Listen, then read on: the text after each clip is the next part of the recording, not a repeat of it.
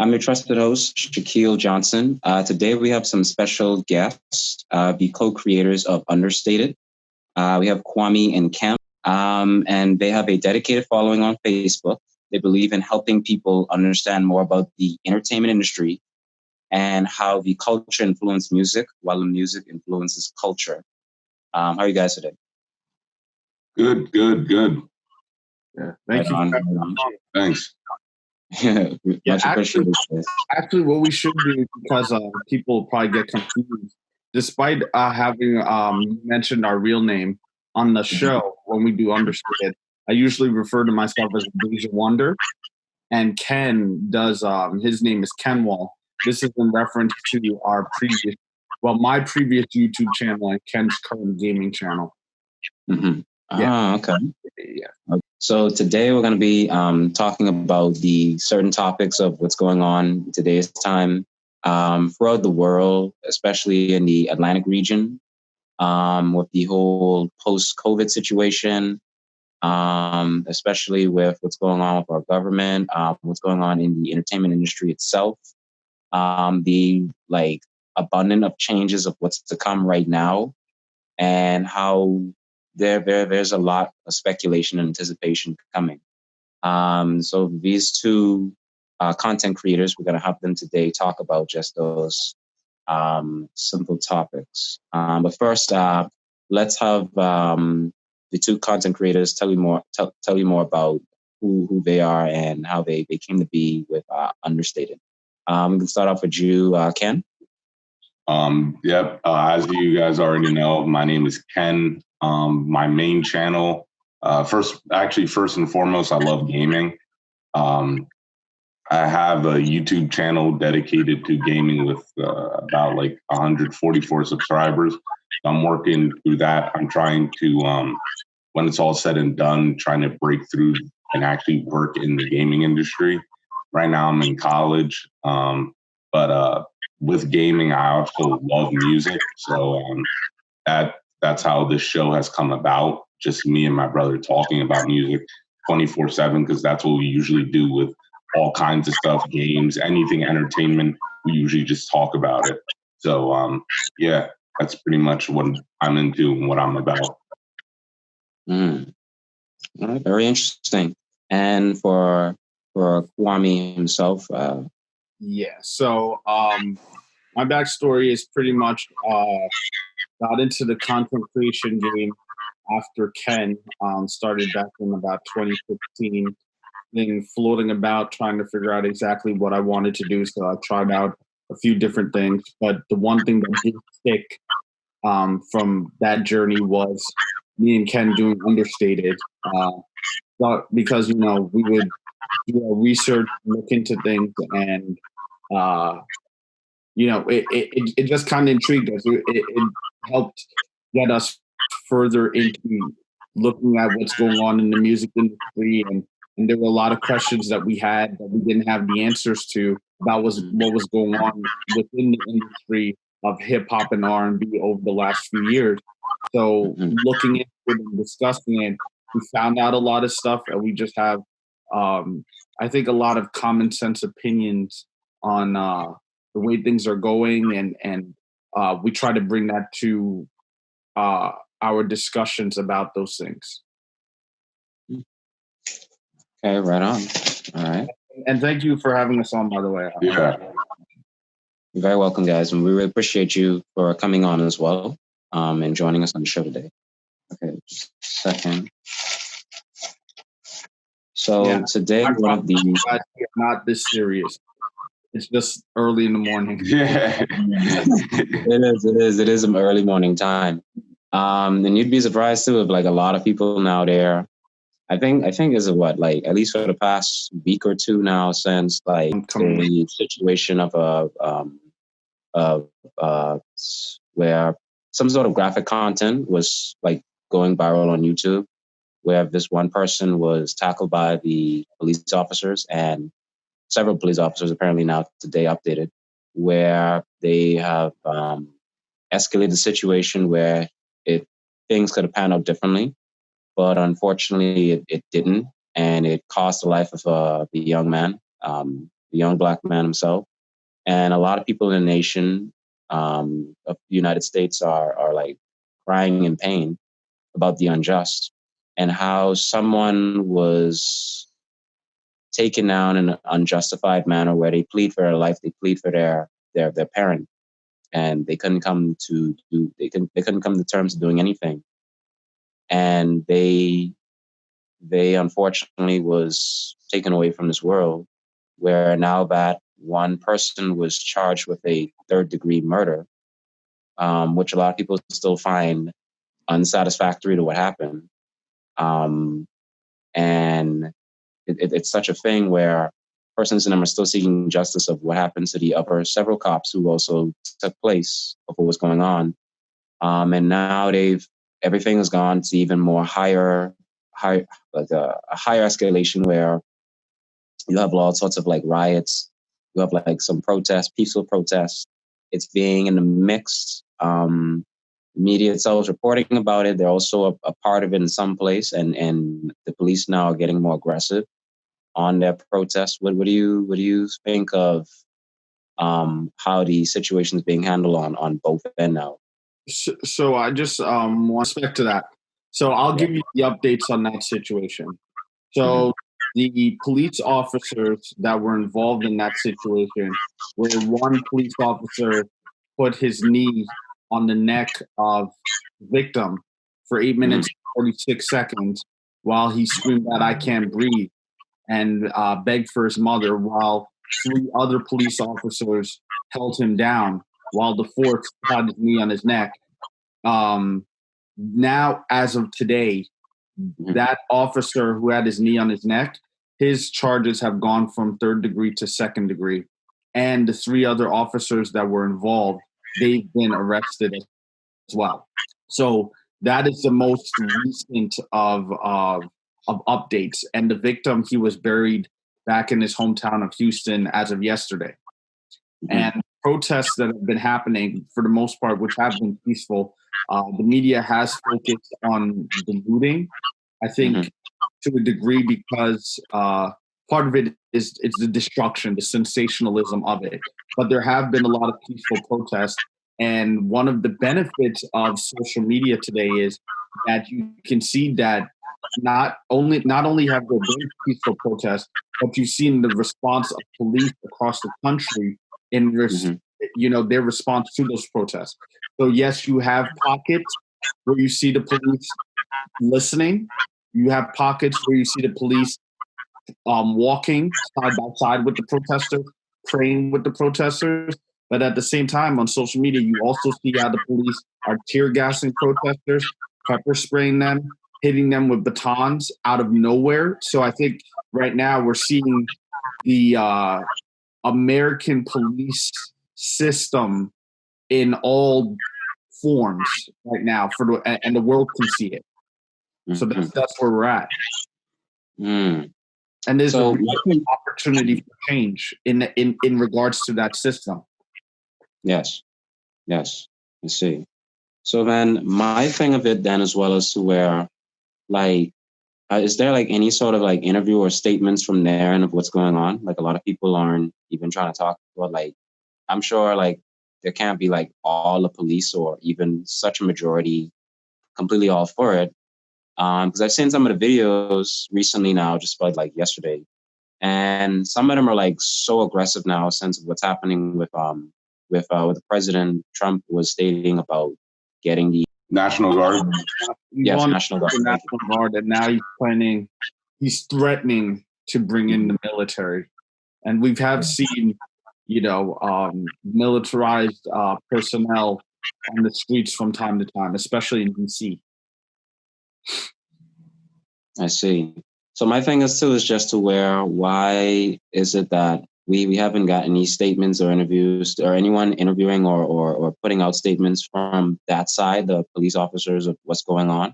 Like you guys are aware of the video where this one black girl, she was down on her knees and her hands up, and an aggressive officer came up and I think he shoved her down. Yeah. And one of his allies came in and tell him like, no, that was not okay. That was completely out of bounds.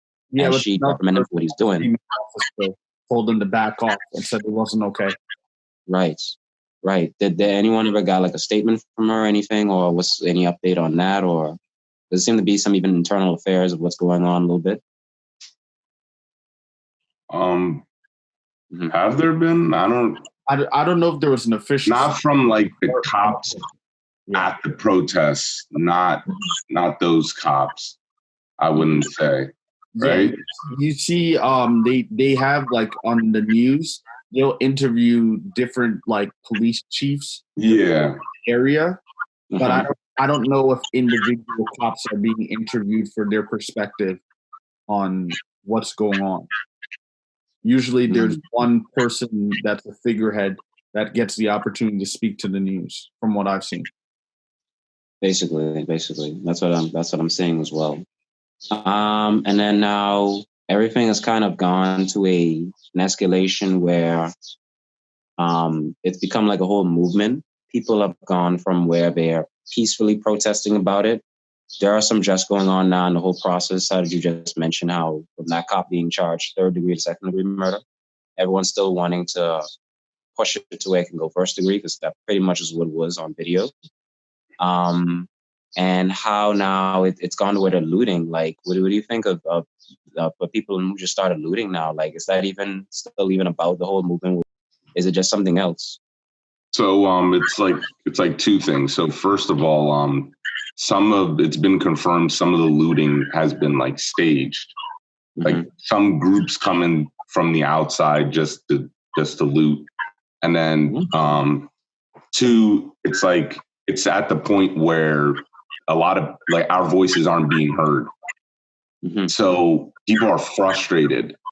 And a lot of people have been bringing up this quote by Martin Luther King: riots is the language of the unheard.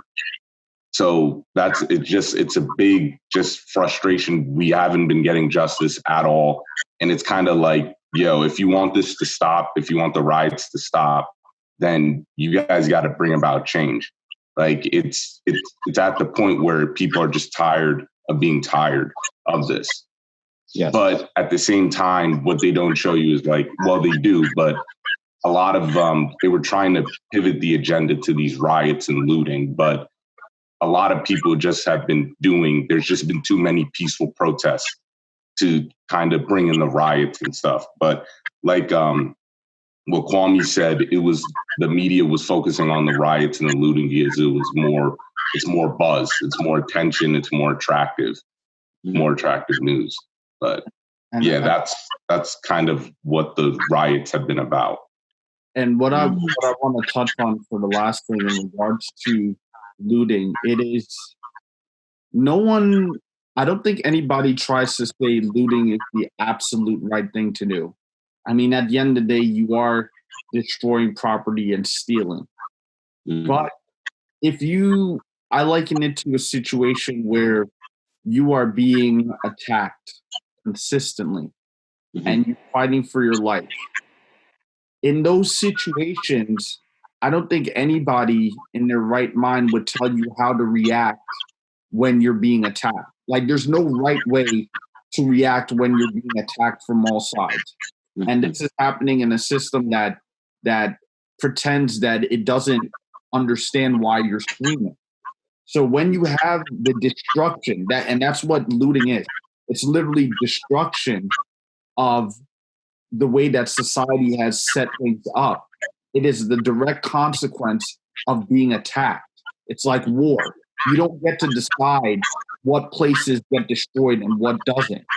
It is what it is. It's chaos, and that is a consequence of unjust things happening.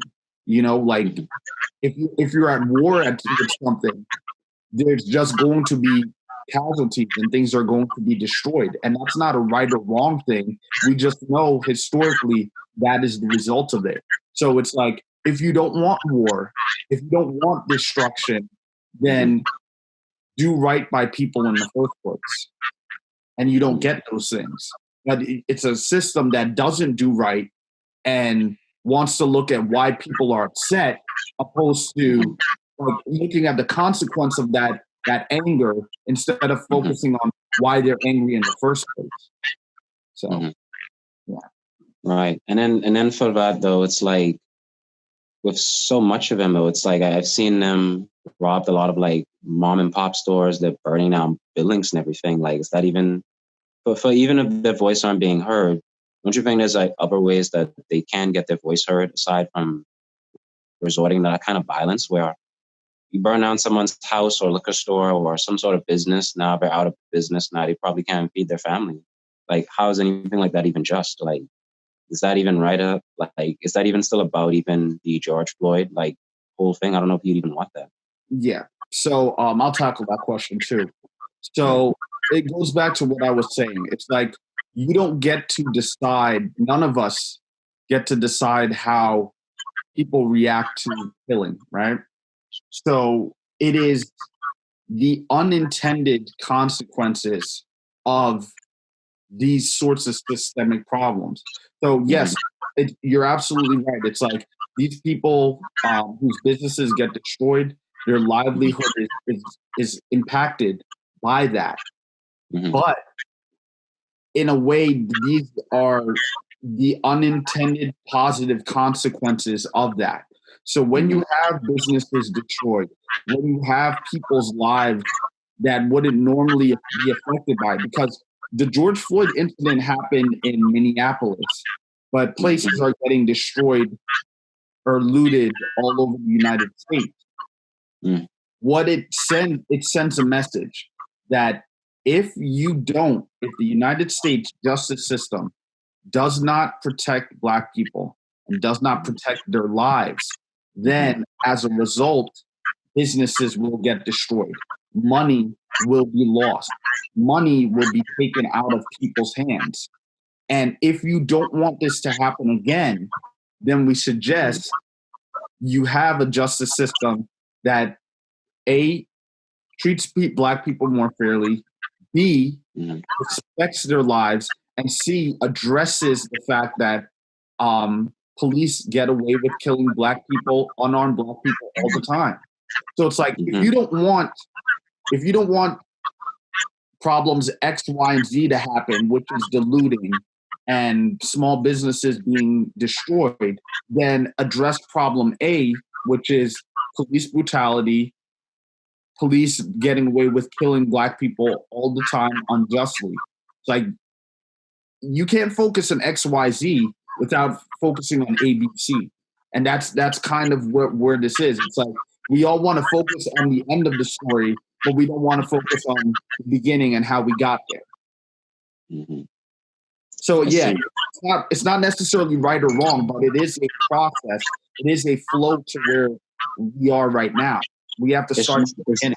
It's just so it's like I don't know if that even still even comes off of being as just still. I feel like there was an event that did happen, yes. That was completely irrelevant to what's going on now. It's just to have something so out of control as like an excuse to commit these sort of like felonies where you are assaulting and you're ruining other people's property, all for some sort of cause where I don't even know if it's even still a part of that cause. Like, how is like, that practicing vandalism anything to justify that how this person or this certain race being attacked?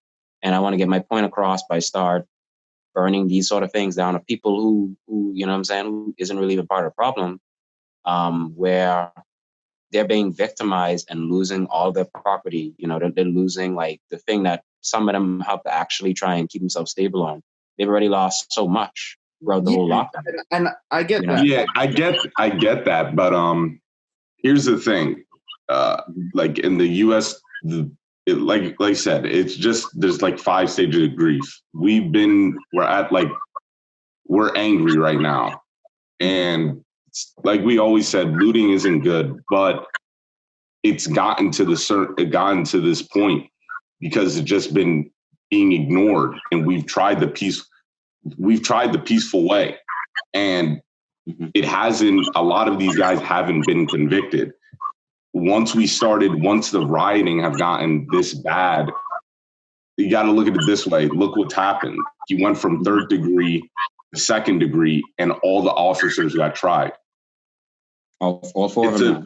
Yeah, all 4 of them now. So it's a little bit of an improvement compared to before. It's actually a big improvement compared to before, because a lot of these guys don't get convicted.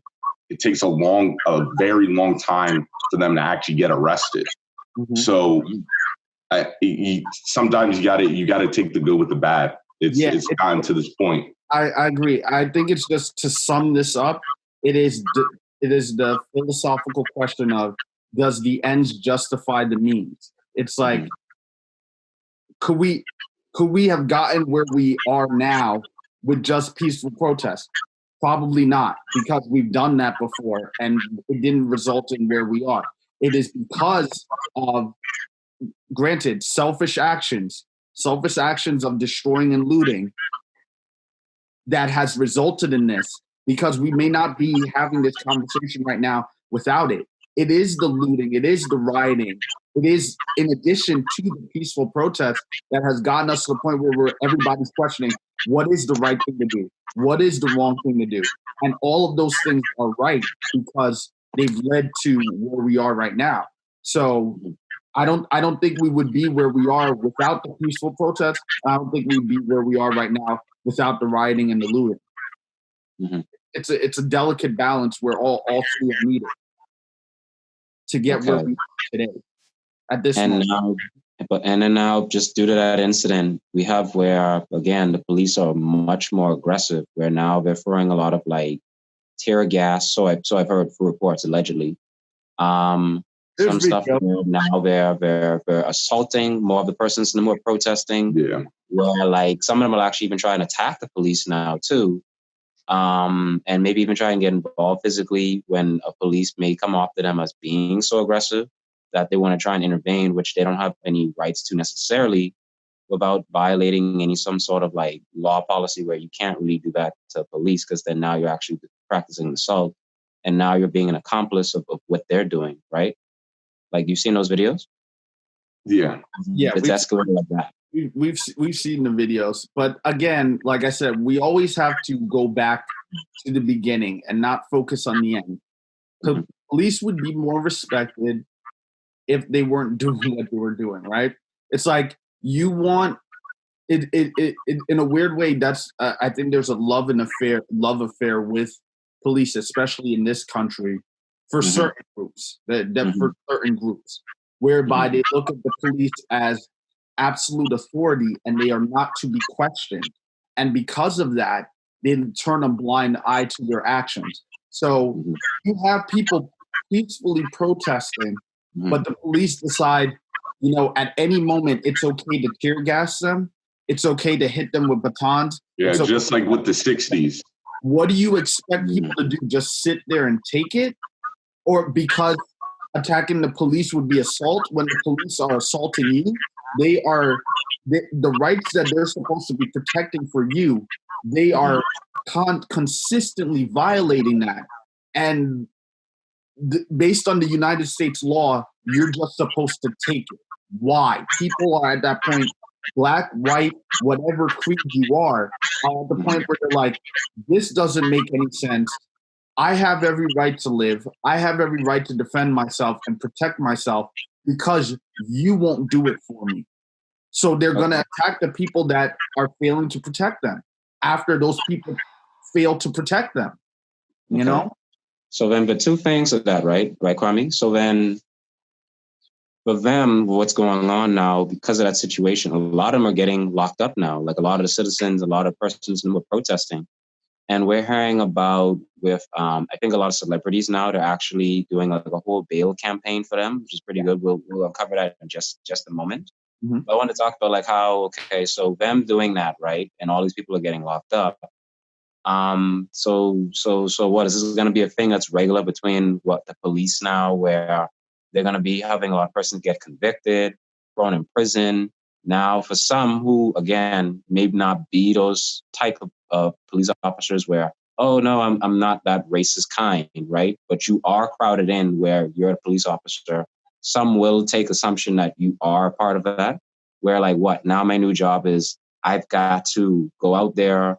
I've got to make sure I protect people, but at the same time, we can't be aggressive with them. But now they're coming up with us in groups where they don't want to listen. They're getting they're getting touchy to us. They're getting physical. And we were at least told that, we could be, we have to do whatever we can to make sure that these protesters don't get overly aggressive. Like this person who's probably maybe middle ground have to actually go out there and do certain things that they don't want to, that they might not even been a part about. But then a lot of people from the protest side, they're actually like looking at them like, all of you guys are like sickening and we need justice. Like what's going to happen with that? Is that going to be a regular thing? Ken, you want to play this one? Like, wait, what? So you're saying, I'm saying like for some police officers, right? Is this going to be a regular thing with them now? Because this has been going on for 2 weeks now since, and unemployment is really high, and a lot of students are like, I guess, unemployed too, or a lot of those young protesters there. So they're all aggravated and assaulted, and they're doing this kind of thing like early in the morning, Ken, where like they're going at it like must see all day, like literally until the night's down. Is this going to be a thing that's regular for police where they got to convict them, where they know some emphasize where they feel their pain and they will have to do what they have to do their job, because at the end of it, they're going to be held accountable for if things escalate even more. They still got to throw those persons in jail. Like, and then to throw them in jail to where people are bailing them out, isn't that like a continuous problem? Like, is this going to be a regular thing now? I don't think it's going to be a regular thing just for the time being. Mm-hmm. Until, like you said, right. The whole trial of this, right. Of this whole case. And right. Because we're going to be like, this thing is going to be here till it's over. Like this thing is going to be on the spotlight for everyone to see, because everyone wants to make sure that this is done properly and justly. So, but who though? Like, where's this gonna go? Like, what I'm saying is, are we waiting until all 4 cops get convicted until people calm down, or is it what we're gonna need? Where we need the whole system change next, and they're not gonna stop? Where is it going to stop? Where, this sort of thing will start to de-escalate. Where if say they got all the demands right, will it stop though? Are people gonna calm down? Since it doesn't show any signs of that. It's actually gone to where people are now more in crowds. The thing is, they've just been arrested. Mm-hmm. So even though their bails are very expensive and they probably can't afford bail, mm-hmm. they haven't been tried for anything yet. Like they haven't gone through due process yet. So they still could end up like not going to jail for a long time. So, and that's why it's important for these protests to keep coming out every single day, mm-hmm. because it shows that like, we're not playing around. We need this to, like I said, to be done properly and fairly, because this is how it happens. We protest in the beginning, and then in the middle, when the trial is going on, it kind of dies down. And then once we get the disappointing news that these guys haven't been tried yet, then that's when stuff starts to break out again. But then it's like a small blimp, and then it dies out, and then we're back to square one. With this one, I think I'm being optimistic about it. Mm-hmm. These guys will get tried, and this isn't just, we have to take this victory and then we gotta take a whole big step into changing everything. Like this doesn't stop here. This is like the catalyst for the justice system changing. When these guys get tried. Yeah. So just to jump in here. So for me, it'll be interesting to see the intensity of the protests now that not only has George Floyd been buried, but those officers were arrested. So we'll see how long the protests continue. But one of the most positive aspects of these protests, because Ken and I have been to 2 of them now, is that the leaders and organizers of these protests, they emphasize that we can't stop here with these protests. What this needs to turn into is action. And that means going to vote specifically for officials that are looking to reform the justice system, going to vote for officials that will hold police accountable, going to vote for officials that are willing to implement programs into Black communities and other communities of color so that we have not only a better justice system, better health, better everything that impacts why we've been over policed in the first place from a systemic level. I'm not even talking about just racism, for what they've put on the books, for why that justifies in their eyes over policing.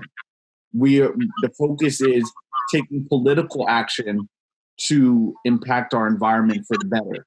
So that is where these protests, that energy is being directed towards us going to the polls and making our voices heard through getting people elected that are going to represent our best interests. Okay. So then would you say, so what, for MLK at that time, did the same thing, or even Malcolm X? Like, did they actually went through this sort of experience back then?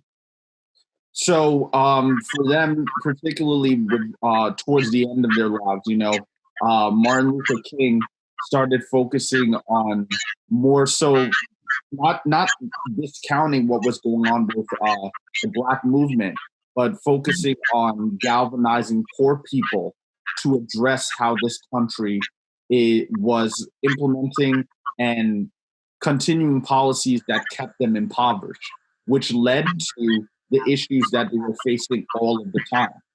You had Malcolm X. When he went to Islam, not Islam. Where did he go, to Mecca? Yeah. He started changing his stance to be more inclusive. So even though they went through their own trials and tribulations, which don't compare to today. Like today, we have it way better than we could even imagine in comparison to them. So I can't necessarily speak on what they were experiencing, but the fundamentals of the ideology is still the same, that Black people should have the freedom to live. They should have the freedom to liberty. They should have the freedom to have their own opportunities for family, to make money, to be treated as human in this country the same as everyone else. And that is something that, unfortunately, not only Black people here, but around the world, we have not had the fortune of being able to get for the longest time. Well, interesting. It's just that for I think with even for MLK, though, like he was someone where he did a lot of peaceful protests, I guess, despite a lot of backlash what he received. And he always preached about the whole piece of how everything is done, like where we don't have to resort to violence. We don't have to play the game of what, that whole hidden agenda is for some people, where we don't have to try and ruin people's lives. All we're doing is just simply trying to get our message out and have this movement where both Black and whites can really get along and live together. Like, I don't think he really, I don't know, but between even with George or maybe even with MLK, I don't know if he would still be alive in this time. I don't know, would they be all right with what's going on, like how it's escalating right now? I think this is what I'd like to talk about in terms of MLK. There's a weird unity between the idea of nonviolence and violence, right? Yeah. So everybody will prop up the nonviolent stance that MLK took because we, as Black people, we decided that was the route we were going to take, be nonviolent. But there was tons of violence. You had the bombing of that church that killed those 4 little girls. You had the March to Selma, where for one of this was the biggest televised moment for where people could see the brutality in which police officers and others were inflicting violence on Black people. And it was there for display for the entire world to see. So it's not that, it's not just about the nonviolence. It is about the violence that people see at the hands of the police and others against nonviolent protesters that make change. And a lot of the times people get it confused because they're like, oh, Gandhi and Martin Luther King, they preach nonviolence. But it's until people saw people being violent against the nonviolent that things started to change. So violence is always part of the equation. It's just which side you decide to take. And a lot of people died in the fight, in this general fight for equality. Like there was a lot of violence that happened. You had a lot of lynchings. It was just like when those things are on display, once people can see the level of violence that is occurring, it is the people, those with a conscience, those that want better, that say this violence can no longer continue to happen. But you can't have, nonviolence doesn't solve everything. You have to have the violent component that makes people say, we don't want that anymore. That goes back to the looting and the rioting. It's like, we don't want destruction anymore. So we need to make things change. There's a beautiful balance between it all. There's an irony to it. Yes, I feel you on that a lot. My thing, at least I can put an input into, is can some persons who have some sort of network or relations with their like when they have these barristers, or I'll call them attorneys and stuff, can't they have any sort of communication with some of them to actually start getting this in front of, I don't know, their judiciary or something like that, or their constitution, what do they call it? Not the constituency. I don't know if you guys call it that in the States. I think it's still a constituency. Still constituency, yes. Like, can't they actually start putting in submissions or like letters and write to their government about it, to where we need to start putting certain programs in place or laws where, hey, we want this kind of thing done, still provided maybe they can do the protests, but we want this sort of thing done where we can start putting programs in for the communities to start helping them grow. We can start putting policies in place where we don't harm, like, even the minority community of what's going on, like where, okay, we can start putting precautions in where the cops should be having cop cams. For some reason, they aren't wearing them. I thought the whole point they got in cop cams, they would be wearing those more now, where people can relay back the situation of what happened and make that final report. Like, couldn't some people just start doing that as well? I'm sure out of that whole like huge group, someone's got to have some sort of, I wouldn't say connection, but this sort of like incentive where, let me start writing government that I could write to, some sort of whoever's our representative, of that constitution, and push them to like make that happen. Aside from the governor, can't they do something like that? So some people have been trying to call and stuff, but it just comes down to money, funding. I saw, I think it was, I forget, was it the governor or mayor of California? I think he cut $150 million from the police fund, and then he put it into I think what was it? He said not police reform, but something for communities of color. Yeah.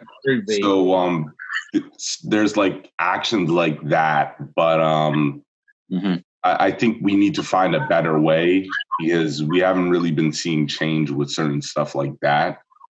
So we got to just, like, obviously we got to get the money. We got to tell these officials that we need change, and we can't be just like quick to it. We got to know that this is going to be like a long-term thing, and we got to be willing to, obviously not in casualties or death or anything, but these police, they got to go through a long process of changing.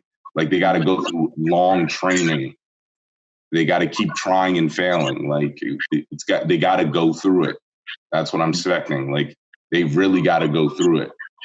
So, wow.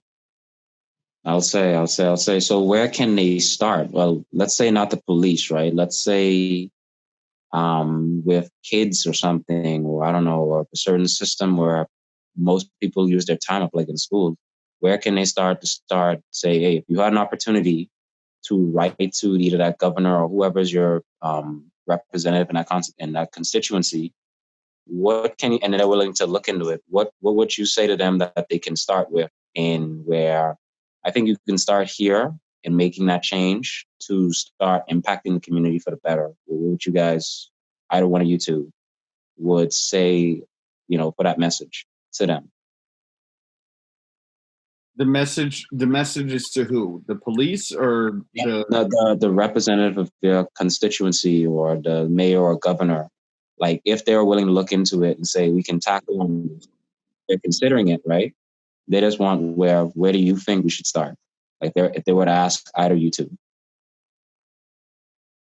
Okay. One of the things you can start with is making sure that there's fair sentencing, for one. Mm-hmm. Communicating between both sides why the problems that exist, right? Mm-hmm. So, for instance, right, it's always a matter of perspective. If someone steals a loaf, like the classic example, if someone steals a loaf of bread, right? Mm-hmm. And you're gonna have two different perspectives about what led up to that story and what happens after that story. So let's say you're a cop and someone steals a loaf of bread. Your first instinct is, I'm gonna go after that person because they stole a loaf of bread, right? Because they're stealing. Now, if you're running after that person that stole the loaf of bread, but you see them give it to a homeless child on the street, the chances of you being like, they stole the loaf of bread, I still need to arrest them, your perspective changes because of what they did with what they stole. Now, the action is still the same, but the context of why that action took place sort of changes your perspective on it. And that's the reason why I bring up that example is because what happens in these communities that are over policed, there is no understanding of why those things happen. There's no understanding of what led up to that. Like, for instance, we talk about drugs in these areas, right? It's like you have drugs prevalent in all types of areas, but it's only one area you focus on specifically. So if you're focusing on one area specifically, then you're going to be like, that's where you're looking for the drugs at. You're not going to be looking over here because you're told that, they don't do drugs over here. But it's like, everybody does drugs, but you're looking specifically over here. And then it's like, why is it so accessible over here? What is the reason for it? It's like, there's so many different underlying issues for why things play out the way that they do. But if you're only looking at it from as a black and white thing, and I mean that as a black and white perspective, that this is this and this is this, and there's no in between, then it colors your judgment as an officer, as anybody doing representation for those people, because you don't understand why the situation is the way that it is. So when we talk about, both sides need to talk to one another, there needs to be some sort of meeting in the middle in terms of understanding how they both don't understand what's going on with one another. We don't understand why you're governing or policing us the way that you do, and you don't understand what's going on here and how it affects how you police us. You have the job. It's unfortunate because you're at the top and you're in a position of authority, but it is your responsibility to have a better understanding over the people that you're supposed to serve and protect, because there's less of you. And that means you've been entrusted with that responsibility to be accountable. So that's my take on it. It's like the people at the top have to be more accountable in terms of understanding the situations. and the people at the bottom have to be more accountable in being clear cut in their demands and what needs to change. Mm-hmm. I see. Because they know their community better than anybody else. Yes. I see. I see. That was my long-winded answer. Yeah, I agree, though. I definitely agree. I see. I see. Okay, and then for as a closing for the segment, then with the music industry itself, with from since a lot of persons in them had been bailed out, I think they did like a whole like a bail, what is it, like a bail movement? I think with Chris Brown, and I don't know if it was Katy Perry. I know it was some female celebrity where they started putting some funds together to start putting people in turn of start bailing them out, and a few other like even celebrities from the music movie industry as well. They started doing that for citizens who can't afford to actually get out when they got thrown in prison. So they're doing that kind of thing. What do you guys think of that sort of thing? I think it's great. I think it's great because they have a lot of influence. Like, I'm not gonna lie, once I get to that like state where I have influence, I'm definitely gonna be doing that to help as much as I can. But I think it's great how they did that, especially because like obviously there's a lot more celebrities. I'm like I said, I'm optimistic that helped out that we just don't know of. But it's nice that these bigger ones were vocal about it because before they had to, some celebrities will still had to just kind of keep it low key. For example, during the Ferguson Mike Brown, Jay-Z and Beyonce were bailing protesters out, but we didn't find that out till much later. This time, a lot of celebrities are just like, nah, I don't care about like whatever. I gotta like, we're standing for this. So you saw a lot of protests like the MVP, in my opinion, was actor John Boyega. He attacked it like head on, no sympathy, no nothing. He went on live, he went on Twitter, started tweeting, went on Twitter live, started doing that, and then he protested, saying a whole bunch of stuff. My man went off, but it was great to see that because like he wasn't fearful of anything. He had no regrets. He just was like, yo, I'm doing the right thing. And that was great to see. Like, saw Michael B. Jordan, J. Cole, Dennis Smith Jr., who's a basketball player, obviously LeBron James. Like, these guys weren't just keeping it low key. They just did it. So it was great. And then also with The Weeknd, which I love because I think he was the first one to do it. He called out the labels to donate, which was nice because he was like, I donated. I think he donated 500K or something, but then he posted saying that, yeah, like the labels, you guys are making your money off of us, so it would be nice if you donated. So, and then I saw a bunch of music companies start donating towards it. So it was cool how a lot of these celebrities were just coming out. They didn't. It was cool. It was really nice to see. Wow, I see. Man, okay. That's very interesting. So what we'll do is we will take a quick break with our segment from there and moving forward a few other different questions aside from that. So for now, we'll return from our break. 2, 1, and okay. So we're back. Thank you guys very much again for tuning in. I'm your trusted host, Shaquille Johnson, and we're back again with content creators Understated, Ken and Kwami. All right, so guys, so let's talk about something moving forward now with the entertainment industry, of where it's going now. Things have changed since.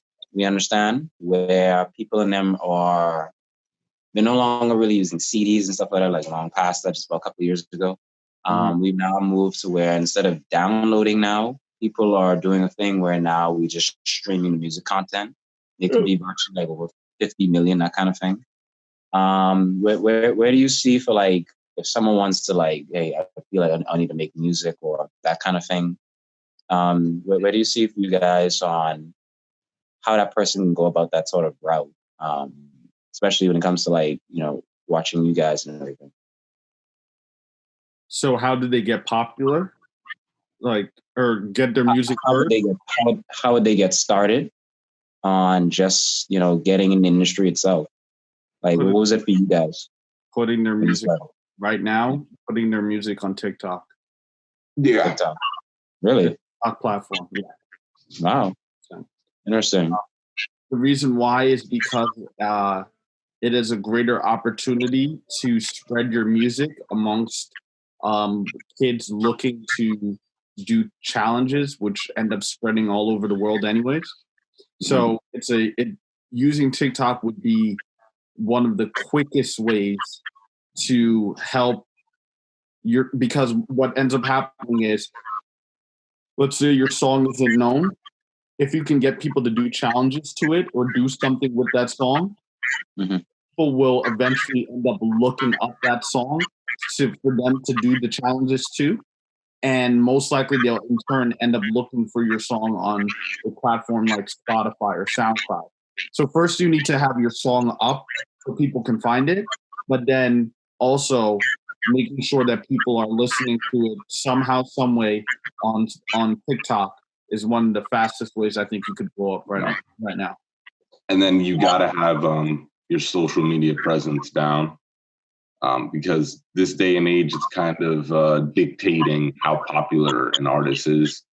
It's kind of speaking more for your personality, and your social media presence speaks a little bit more than your music now, at least in my opinion. So you got to have that down packed. So your Instagram, your Twitter. So those are the major ones, but obviously others. Yeah. Wow. Okay, and then do they have like current celebrities and stuff kind of on that platform who are doing the whole music thing now, or yeah, still like a ton? Lil Nas X, that's how he started. Old Town Road was on TikTok. Yeah, it was a TikTok song. Wow, that's great. That's incredible. Wow, go figure. I wouldn't even know that. So then what about for like where if they want to where say they can do collaborations or something like for people in them, I guess, who are kind of already in that positioning, like where, okay, I'm making music now, and I maybe want to cross platform of what's going on. Do you guys have some sort of thing on what y'all do right now on how they do that? On how to collaborate with other artists? Right. For me, especially as a growing artist, I think it's very important to try and get featured on certain stuff. Like you have your projects, your beginning projects, but that will only get you so far. A lot of popular artists, I always remember Drake, after his first album, he did a lot of features, like a lot. And he was getting his name out there. Like every song on the radio was featuring Drake at one point. So everyone they just knew Drake by default. So that, I think, when you want to start, once you have like your solid foundation, you want to start featuring and collaborating with other artists. And then obviously when you collaborate with other artists, at least for your own song, you want to go with one that actually fits. Sometimes I feel like when these artists collaborate, they don't really collaborate. They do the thing where they just send over the beat and then they just hop on it. It's got to be a full process of you guys in the studio working together. It can't be something like that. So when it comes to collaborating, I would say, because a lot of artists say you work better when they're both in the studio trying to make a song instead of just having the song already and then sending it to them. So that's one of the ways of for collaborations. But if you're a new artist and you're trying to get known, I think you should definitely try reaching out, networking with other people and trying to get on their songs so you can get their fan base, and then you'll just instantly grow. But that's just me. I see. So then for like Do you think like the old ways how people kind of just used to produce their music, can that even still work today, or is everything now just completely all that isn't really relevant today? People you do this sort of thing now. Is there some sort of thing like that? Like say an example, like they would go around and sell their music like in the back of their trunk kind of thing, and just to make some money for people to start buying their content. Like how can they make money today? Does that sort of thing still work? The mixtape out the trunk, it might work for some. It's just inconvenient nowadays. Most people don't play CDs in their car like that. Most people, when they play music, it's through their phone, or they have like Sirius XM, or they have some sort of app that they connect to their car or whatever device that they're using. Right. It doesn't have CD capabilities, so it's like, what's the point of even wasting money doing that outside of being nostalgic? Like, if you're going to be selling mixtapes in a physical format, it needs to have something extra that people undoubtedly want in order for it to work. Because most people be like, what am I going to do with this? It's too inconvenient to find a CD player if you don't have that in your car or at home to try and play music. Yeah. You're better off going through the internet and using those streaming platforms or any of these apps to try to get on. It's just less work for you. And on top of that, it's less money, or money that can be used towards getting on those platforms instead of trying to create physical copies of your material. Okay. Yeah. I think what I know for that too, then I guess, so for some who like say, well, for me, in order to gain that sort of popularity and people start buying my content, they got to create controversy, right? So like, you've had some artists now who are like, I think they're, at least for the past couple of years now, for the whole changes in the industry, they're still actually pretty relevant, famous, and still have a mass following. A lot of people, I think, don't really talk about it as much yet until they start pulling out more controversy. I think you got like Bad Baby. Like for her, she actually still have like a strong following now, and I think she's trying to release an album soon. And she had just shared with what's his name, Lil Yachty, one of his album, I think that's a song or a track. I think that's a track he just released of what's going on. They use the power of the internet of like gaining that sort of like traction of people listening to their content, right? So would a person have to be more controversial to actually start gaining that kind of following, aside from just getting on the platforms? Those individuals do. I mean, not all, but those individuals do. Depending on if you like their music. I don't like any. I'm not in tune with Bad Barbie's music.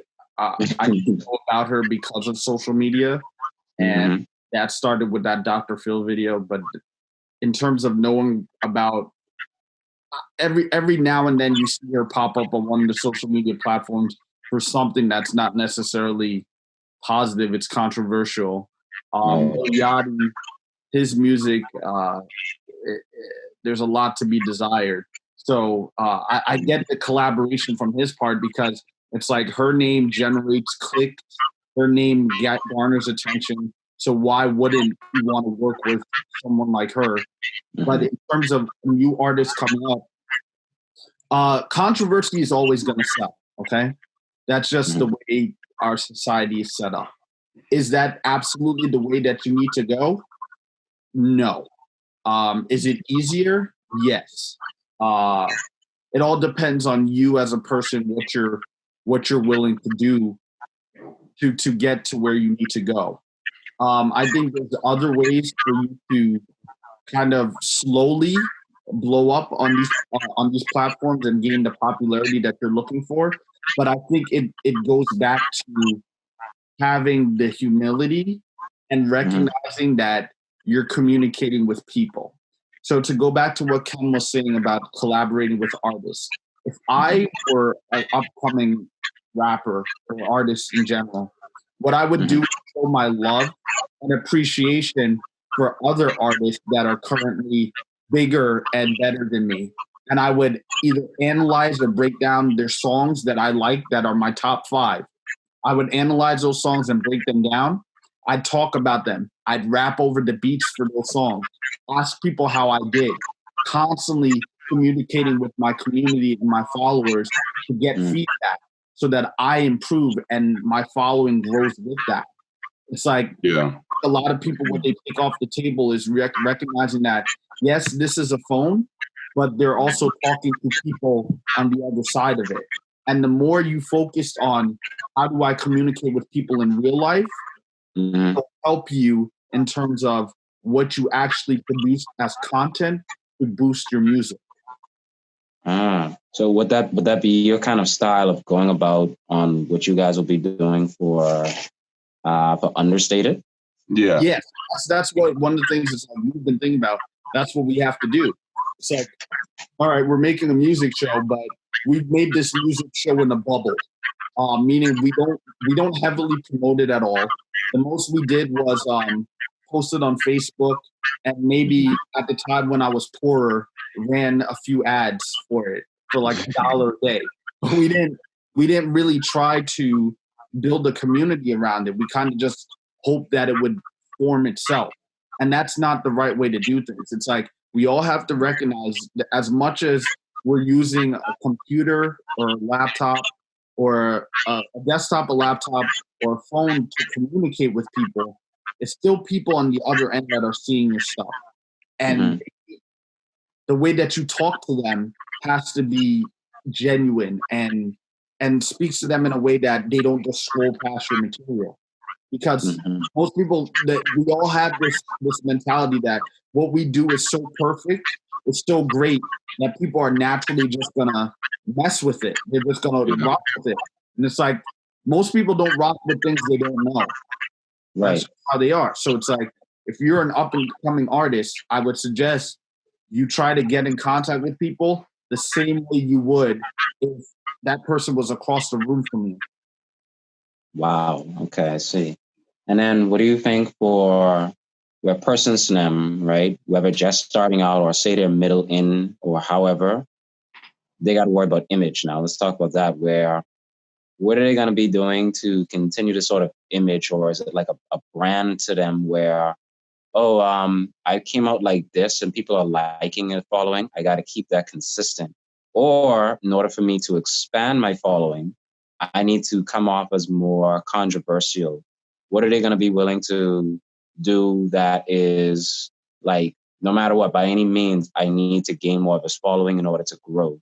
Like, at least like what's going on with some celebrities. Like, what do you think people should be doing for that? Like, do they have to compromise? I'm a firm believer of do what you, obviously there's room to change. Like if this is going to help you, obviously assess it, but you got to really just stick to your moral compass. If you really want to do you think you could wake up every day being someone creating controversy, even though that's not who you are as a human being? You gotta really think that through. If you like doing that, then hey, that's all up to you. That's your brand. But if you don't like doing it, I would not commit to it. Like you really got to ask yourself, can I wake up for the next 10 years doing this over and over again, creating fake controversy, wearing clothes I wouldn't normally wear, acting abnormal, not the way I act. So you really got to, it comes down to the artist's perspective. Obviously the label, obviously the artist can change like a little bit. It's like, like if the artist is dressing, it's like something for me, for example, if I'm dressing like let's say I dress too down, like a little bit too down. It's like, all right, wear a little bit more matching stuff, like cleaner clothes. I would go like, all right, I can do that. But if it's like, you got to wear like a lot of designer stuff, I'm like, nah, I'm not into designer stuff. I wouldn't be doing that. So it just comes down to the artist's moral compass. I see. And then there's also this thing where so many persons in them do choose that I gotta be this certain brand or I gotta be this character. I can't really be myself because no one really is interested in my core personality. They're actually interested in this character I sold them. There have been persons where because they went down that road, in some instances, they've ended up doing a lot of suicidal acts. I think there were a few artists who kind of, committed suicide this year. And I think there was one last year. He was a YouTuber. I think his name is Itika. I don't know if you guys know him. Yeah, He's a black YouTuber. Yeah, he ended up taking his own life, which is so unfortunate. I was like, he was gaining a lot of, momentum. Like, I think he had a passion to follow, so he said a lot. And, come to find out, he ended his own life, unfortunately, where it makes you feel like, was he actually believing what he's saying? Was this reality he lived, he was actually happy in? Like, did he want to change? Couldn't he not just drop out instead and do something else instead of just be so driven into, going that route of, I have to do this, rather than doing what you can and live every day? Like, how do you feel about that kind of thing with people when they choose that? It's gonna sound harsh, but you made your bed, so you got to lie in it until you get out of that bed and move to another bed. Like that's literally what it is. That's what it comes down to. It's like we all unfortunately make. It's not unfortunately. We all make decisions, right? Mm-hmm. And we don't know necessarily how they're going to play out. We hope for the best, and sometimes it doesn't turn out that way. And there's all these other forces in life that dictate how we move. So for artists, I like to make things seem as regular everyday life as much as possible. So for artists, right, you're going to have your label telling you what to do, your manager telling you what to do, and you're like, but I want to do these things, right? It's no different than in real life where your parents are telling you what to do, your friends are telling you what to do, and you want to do your own thing. It's like either, people have to make these decisions every day. Either they're going to listen to their parents, either they're going to listen to their friends, or they're going to listen to themselves. Same thing with artists. They're either going to listen to their label, they're going to listen to their friend, to their manager, or they're going to listen to themselves. But everybody knows there's consequences for whichever one you choose.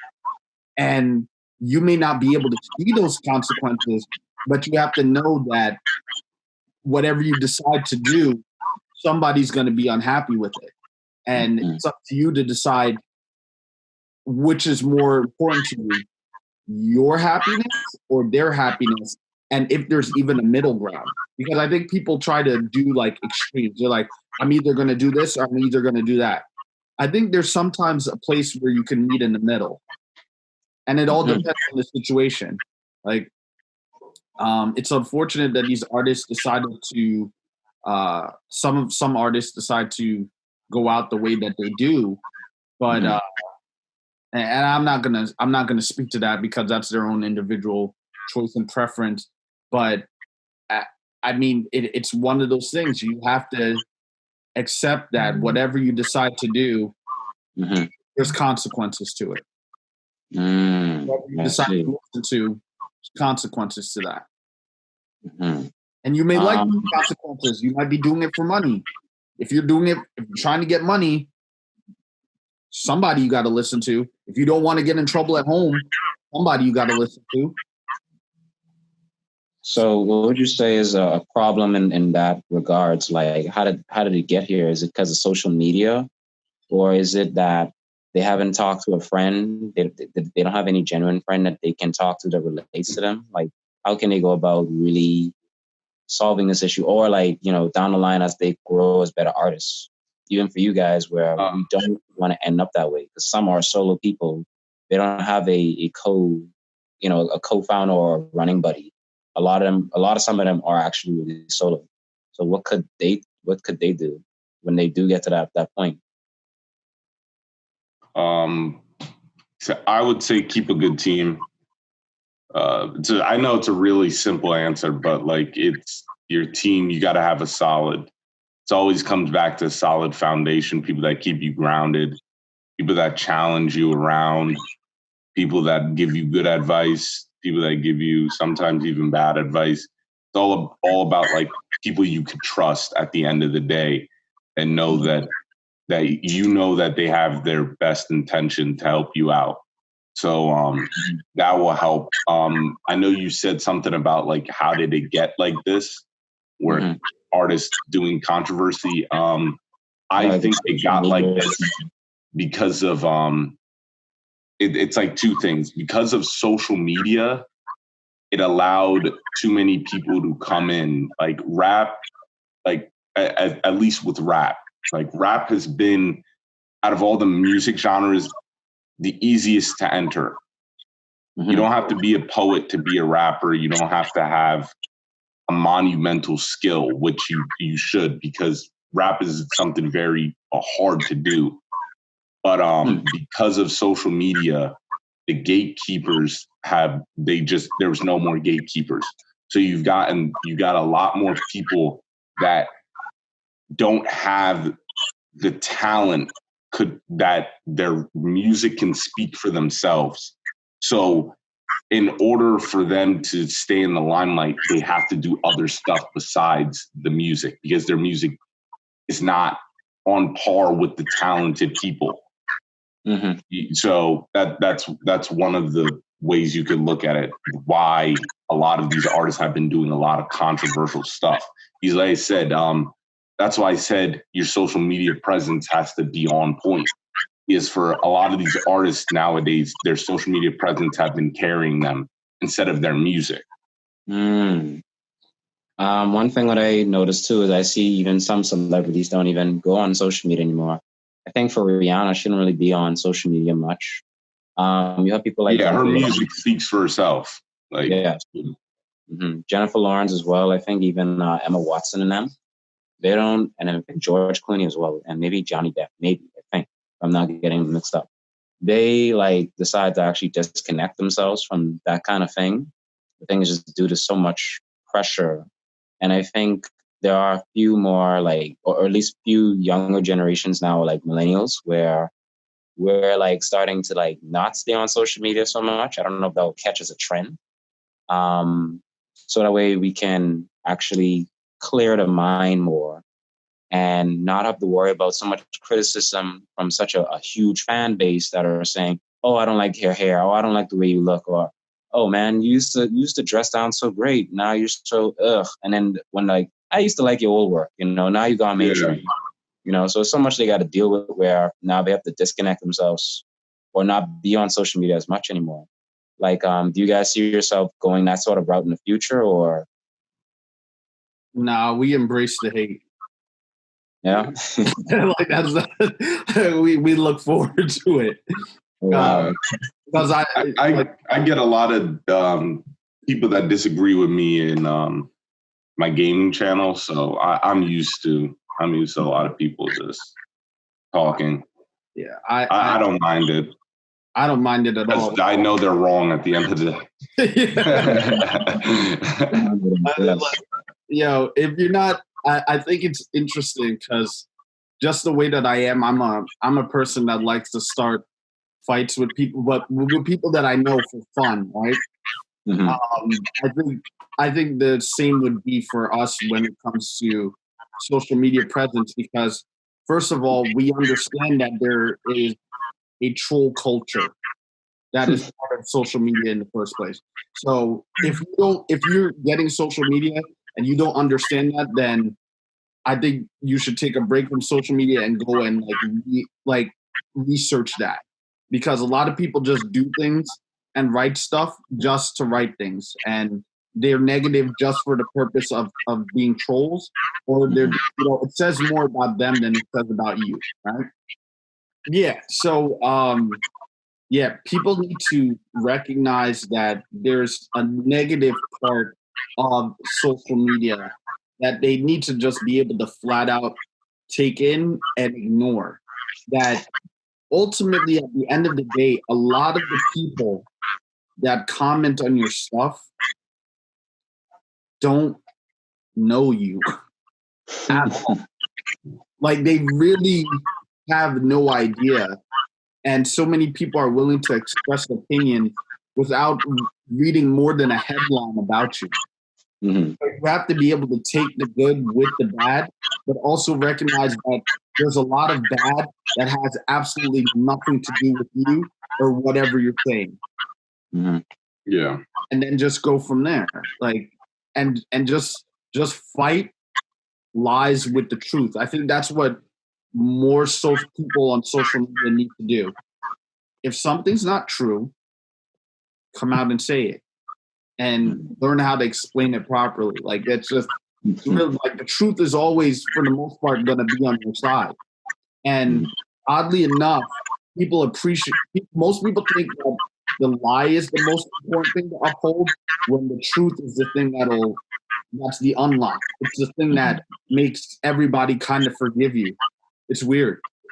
But we think the opposite. We think the lie is better than the truth. I see. Okay, so we're like in our final segments. I wish I could add into some more questions, but I guess we got to keep going. So for final things for our audience then is, what are you guys going to be doing now this upcoming summer? Like, what's your plans? I think he touched on it when we were talking before we were filming. We're kind of going to do a recap, but fit it more like, it's weird.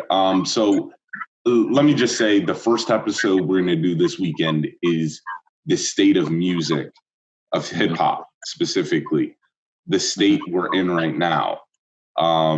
Spoiler alert, we think it's bad. And we're going to use what happened this year to, we're going to use past and present and fuse them together. So that's kind of what our topics are kind of going to be like. So we're going to use something that happened in the past, but fit it more in like the summer. So if you kind of get what I mean, it's kind of confusing. So I'm going to give you an example, right? So we want to tailor the show so it just comes out in the summertime. So there's a lot of stuff that happened in the beginning of the year. And you might say to yourself, well, that happened in January. How's that relevant to June? Well, these things all happen one after the other, but they're all connected. So I don't know if you're familiar with the Doja Cat situation. That happened a few weeks ago, right? We'll be talking about it now. The reason why it's still relevant is because if we talk about Doja Cat and her situation, it relates to that troll culture that I was just talking about a few minutes ago, and how that is prevalent in not only what she was doing, but why certain artists get popular, why people in the comment section that dictate what music is nowadays, like how is that all relevant and tied into the state of music as it is? It's like you'll go into a lot of artists' pages after they release music, and you start reading the comments, and it's like some of these comments are from bots. Some of these comments are very troll-like in nature, but they're all contributing to clicks. They're all contributing to views. They're all contributing to however the platform decides to count that towards the musician. So it's like it's all relevant, and it's all tied to something in the past, and it's all going to be tied to something in the future. So we're trying to capture all of that information somewhere in the middle, so that we can be like, this comes from this, and this is going to lead to this, and that's what you artists need to be aware of. Yes. Okay. And what about the events of everything that's been closed with Coachella, Burning Man, everything like that with Nevada and all that stuff? What do you think of those? You think those are going to be coming back this year, like, or will things get pushed to next year? I don't think they'll come back until 2022. At least me, like, because Coachella's this year. I think it's not going to be there at 2021. I don't think it's going to be up and running, because this virus is something else. We don't know a lot about it. But who knows? Maybe if they have a vaccine, but I know a lot of people are weary of a vaccine. A lot of people fear vaccine. So we'll see, but that's my prediction. A lot of events will come back in 2022. But yeah, but in terms of like Coachella, the music ones, it doesn't impact that much. No offense, it mostly impacts the artists, the money they get. So, but in terms of like the consumer, doesn't really impact them that much. But yeah, it impacts them in the sense that they can't go to it. Yeah, but it's not like new music from artists is seen just at Coachella. Like they'll release the new music online and then perform at Coachella. But in terms of moving the music, that doesn't. And virtual concerts won't work. I don't think virtual concerts will work. They're not going to work? I don't think so. It's an experience kind of thing. I think even though this disease is very bad and stuff, there is a point where we will have to go back to like social interaction, because that's what drives people to those events, like sport events. That like bars, it can't be virtual. It can't, like, people need to interact with one another. There has to be a certain point in the future, obviously later in the future, where we have to be able to go back to these things. There was a beauty in virtual concerts when the corona first hit, because nobody was really doing it. Like the one person I did see do it was Tory Lanez. But what you end up realizing is like, oh, this is just a kind of an a cappella version of the real thing. And you don't get that experience. And then you start looking at YouTube and you're like, wait, there's already videos of live recordings of you performing. And especially when you have artists that like Travis Scott. Travis Scott, he puts in a lot of work when it comes to the live version of the song. So, and then like a lot of artists put on like displays.